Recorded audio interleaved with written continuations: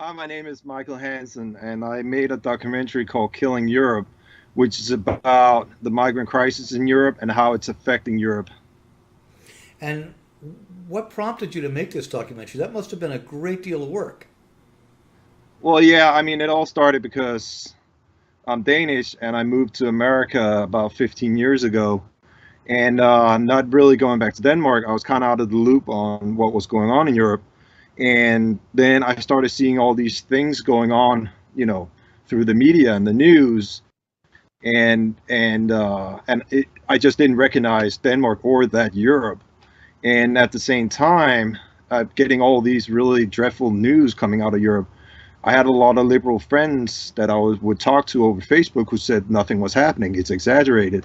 So I decided, basically armed with a camera, to go back to Denmark and see for myself, essentially. And I ended up going through all of Europe and seeing it all for myself and documented it on my camera. Yeah, having seen that documentary, it's really, really quite a powerful document about the state of things as they are in Europe. You actually interviewed some victims of the Rotherham rape gangs, among other people. First of all, like, how did you find out about that, and then how did you find them, and how was that? How was that experience of having them tell you their story? Well, I mean, first of all, it has to be said that a lot of the things that I heard about what was actually going on, I found out through alternative media because, I mean, I know here in the United States and I'm sure in Canada too, the media, they tend to say more than, because you have some conservative media that will actually report on what's sort of going on, but in Europe, there's, for the most part, a big media blackout. So I found everything through alternative media for the most part. And with the Rotherham thing, I that was basically just a lot of work through Twitter to get a hold of Jane Senior, who was the whistleblower. Now to your question about how was it like doing that interview and talking to these people, I mean, I got to tell you that one thing is to read about it in the news and hear about it through the news, but sitting there face to face with a rape victim and two of the mothers, hearing their stories. I mean, it was one of the hardest interviews I did while doing this, because you're hearing these god awful things, but it wasn't even what I heard what was done to them, even though that was shocking. The most that I've been told about was a young woman that was taken to a flat and she stopped counting at 36. What? 30s? 6 adults, yeah, in one night. Trust me, it was shocking. But it was actually hearing them talk about how the government was complicit, basically, that they ignored him. And they would even tell me about how that, the council members were pretty much part of the problem, and even some of the police detectives were part of the problem.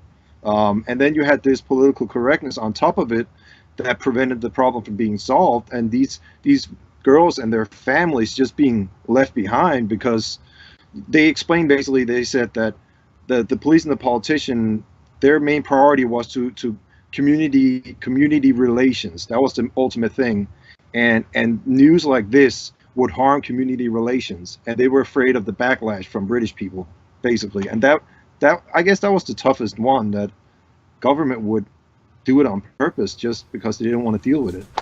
I noticed that one of the revelations as you went through Europe was not just about the effects of Islam, but at least equally about the sort of resurgence. I mean, of the left, it's almost, you get the feeling watching your documentary that we lost the Cold War. Well, exactly, and that's one of the things I think that I guess was one of the biggest learning experiences for me, because in the media you constantly hear about Islam, and we have certain personalities out there who always, hound about Islam, Islam, Islam, Islam. Certainly, I'm not saying that's not an issue. I'm not saying there's not Islamification going on in Europe. There is, but I came away from this whole trip with the sense that, to me, it seems like Islam, in that sense, is not really the biggest problem. The Antifa called me a racist. I'm ex-Muslim from Somalia, a black woman.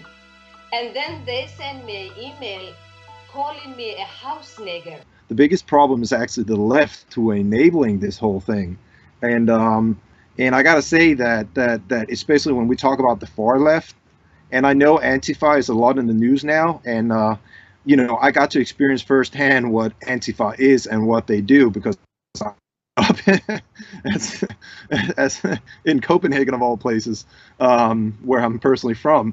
But so I found, me personally, that I think that the biggest issue here is actually the left because they're enabling this whole thing.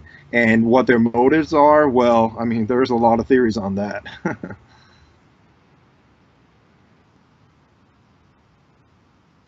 Well, exactly, but I guess it's kind of like they make for odd bed partners. But and I had several people that I interviewed bring up this point, and it's something I certainly couldn't help but stop thinking about either. Is that the example was the Iranian Revolution. There you saw that cooperation between the far left and the Islamists. But we all know what happened when the revolution was over. uh, yeah. Well, in essence, that the Islamists and the leftists, they worked together to topple the Shah, who was Western backed. And when the revolution was over, the Islamists turned around and got rid of the leftists. You know what I'm saying? Because I also interviewed quite a few Islamists and some Salafists, and it's in the movie where they flat out say that, yeah, I mean, they vote for left, that's where their vote goes because the left is the ones that's most sympathetic to immigration and what have you not. But they also say that they see it as the less of two evils. But when a new party who's really going to represent them, well, they're obviously going to support that party. So to the Islamists, the left are just a means to an end. And reverse, you can say to the leftists, they see the Islamists as a means to an end.